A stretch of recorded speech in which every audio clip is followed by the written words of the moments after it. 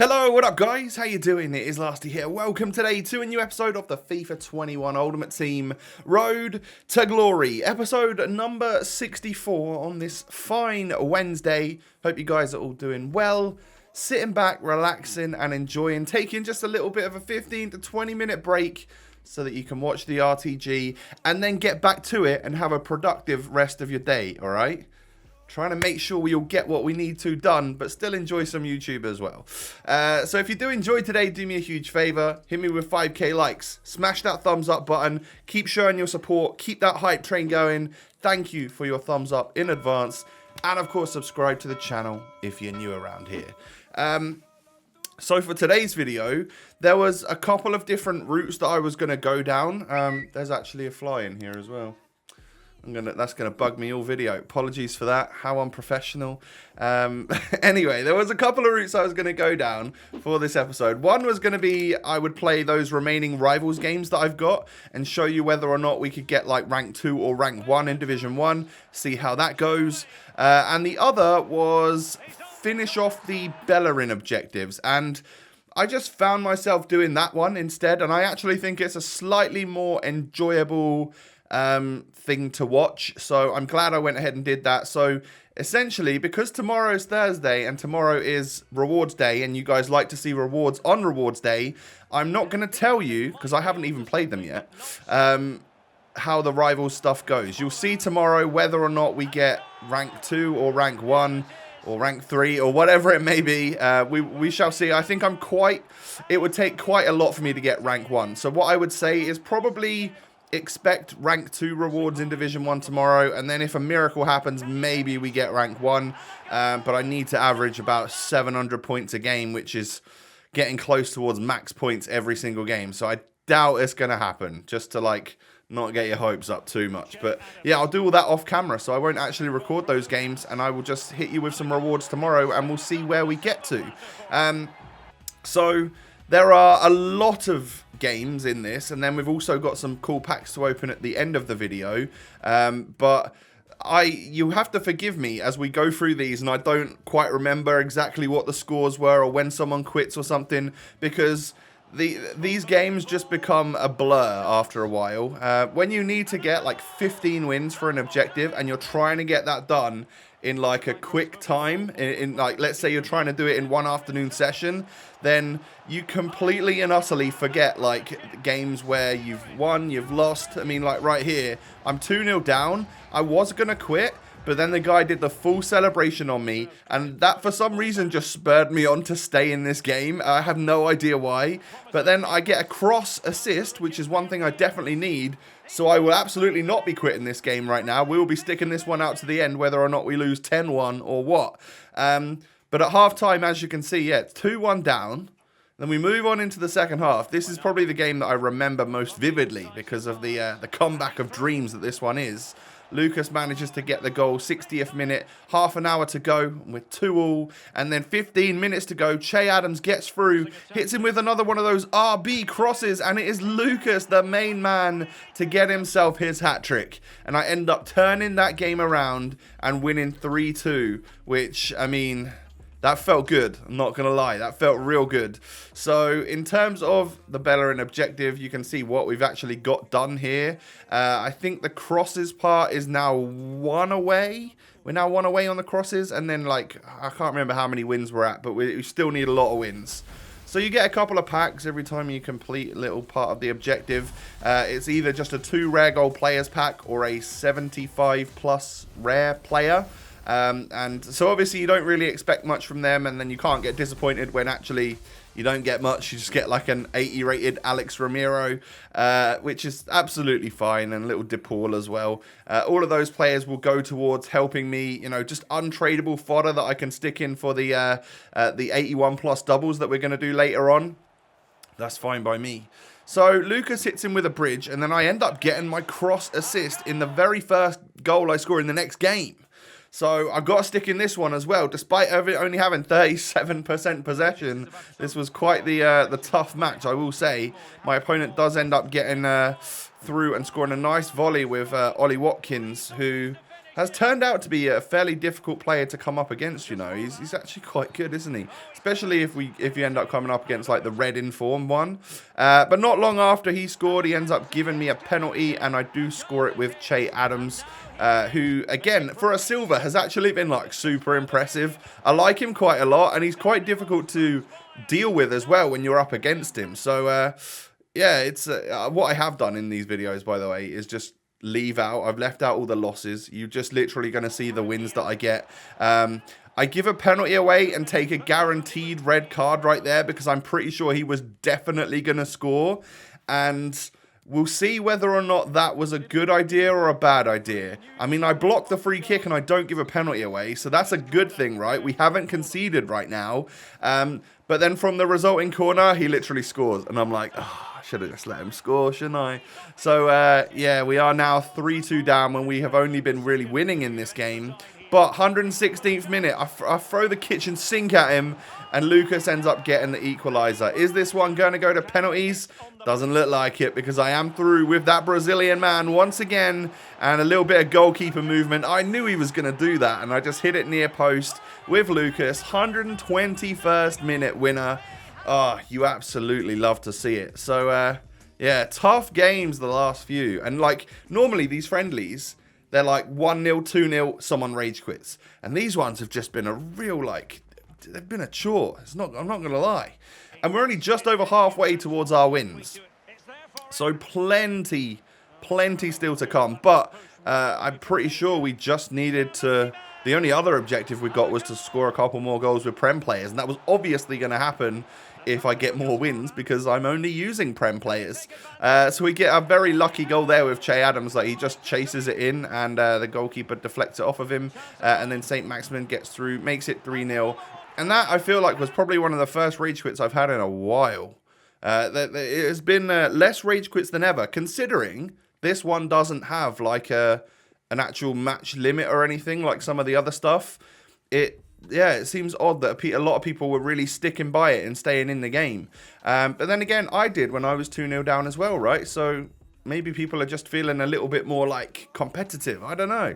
But we unlocked this cushion football, which I'll probably never use because it's probably not got a shadow, or so it's going to be difficult for people to see. So I just use a white football. If you guys have an orange ball or the leopard ball or anything, please, just for the benefit of everybody else, just switch it back to like a white Premier League ball or something.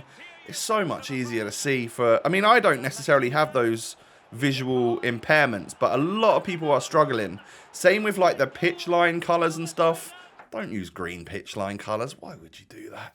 And yeah, just maybe try and hopefully at some point we'll get a patch where you only see that visual stuff from what you've chosen on your end, so that the people that are struggling to see this game will see it a little bit better. But yeah, right now I don't really have an issue with that.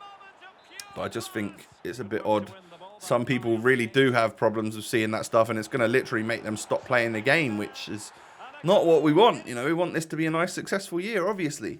So I win that 1-2-0, get another little rage quit there. So we're pushing up, trying to get our wins as quick as possible, because that's now all we've got to do. We've literally just got, like, I think maybe at this point 5 or 6 more wins to get, and they are going to come fairly thick and fast, because when you get towards the end of an objective, you're pretty much like honed in on what you need to do.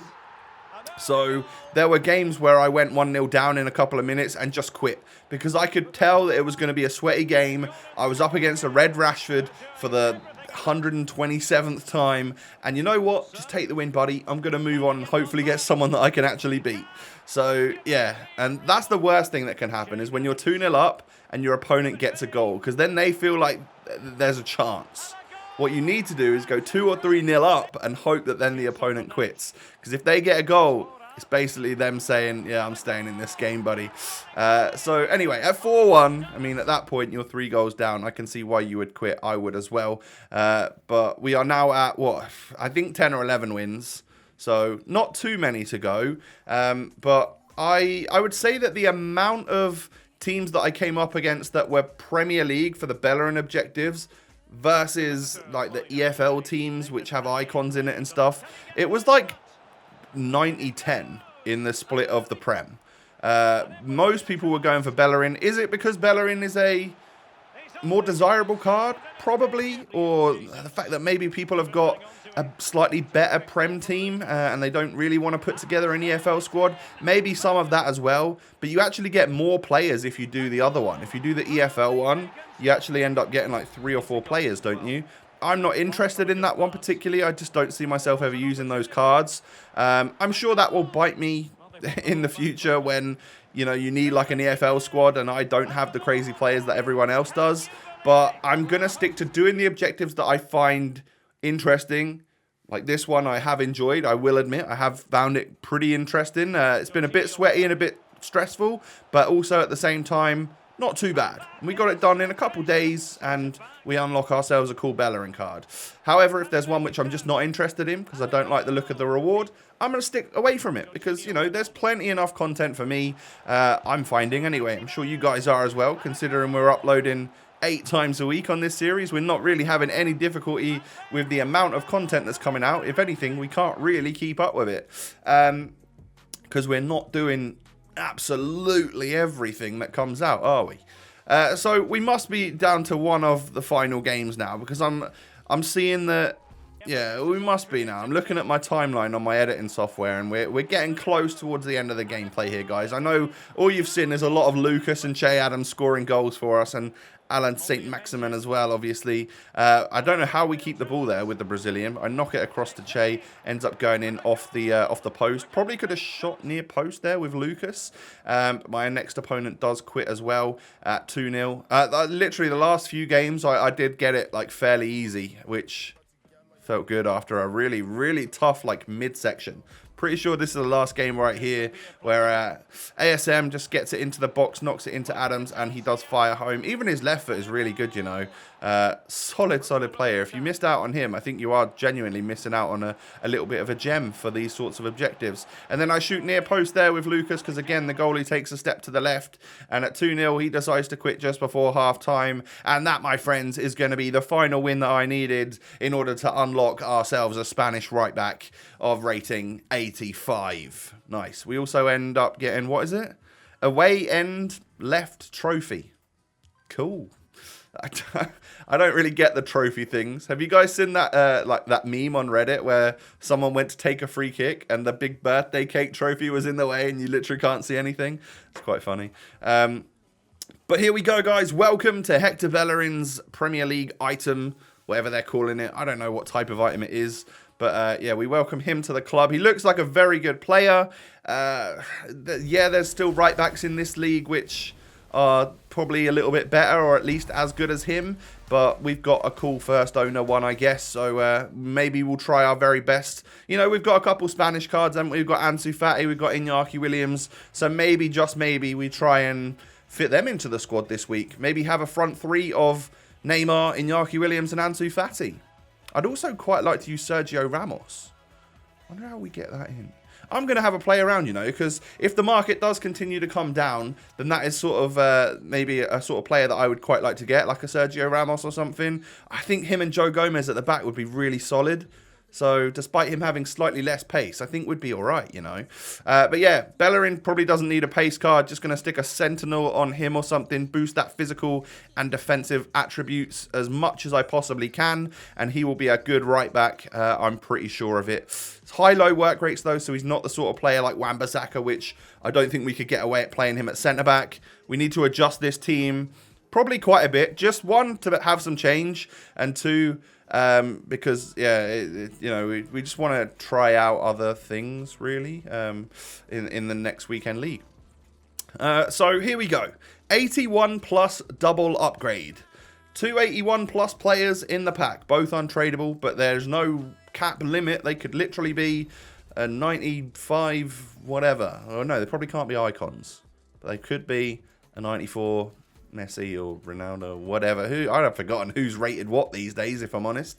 So we got 5 of them. I figured if I do 5 of these, I can give you guys an alright idea as to whether or not these are worth it. They cost 11 gold rare players, 50 chemistry, so it's not too difficult to put together, and you guarantee yourselves 2 players, both 81 rated and above, and then you open your first pack and you get 2 81 rated players.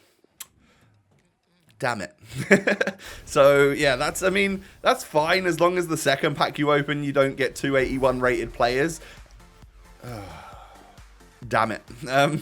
That's fine as long as the third pack you open you don't get. No, I'm not going to get 281s in this pack right here. It's going to get ever so slightly better because we're going to get ourselves an 82 this time. Epic stuff there. However, I'll take a little first owner Quincy Promes, to be fair. That's an alright card to get. Never know when he might be handy for an objective or something. But did you see that? We're getting a walkout, boys. We are getting, I can't remember what nation he is, but it's a goalkeeper from Inter Milan, which is, of course, going to be Handanovic. 88 overall rating. I get that nation and Oblak's nation mixed up, so I didn't know whether or not I was getting Handanovic or Oblak. And it turns out you just have to wait and see which one you actually get. If you, it's like Slovakia and Slovenia or Serbia. I get so confused with those nation badges. And by the way, thank you for those of you that was telling me Keylor Navas is from Costa Rica. I appreciate you because, again, I'm just not good at flags and geography. And then the final pack, we get Ava Banega, which we've already got untradeable. So that's an L of a pack because they're both dupe untrade. So we got one walkout from 5. Really, in my opinion, I'd say they're not amazing and they're not that worth it. But would I have traded those fodder players for a half-decent walkout, which is good for fodder? Maybe. So why don't you guys maybe test out, do 2 or 3, see if you get anything. Let me know what you get. If you're interested in doing SBCs, that is. If not, hey, don't worry about it. You know, move on and save your fodder for other SBCs like marquee matchups and stuff. Guys, that is going to be the end of the episode for today. Do me a huge favor, hit that thumbs up button. If you could wish me good luck in Rivals, that would be great. Because there's a chance, a slim, tiny chance, that maybe we could get ultimate packs for our rewards tomorrow. And that would be pretty awesome, wouldn't it? But yeah, hit me with a thumbs up button. 5,000 likes is your target, so make it happen. And of course, subscribe to the channel if you're new around here. I thank you for that. Come and follow me on Twitter and Instagram. The links are down below. And I guess the only thing left to say is that I hope you all have a wonderful Wednesday. Take it easy, stay safe, stay healthy, and I will catch you tomorrow for some lovely, juicy rewards. Peace.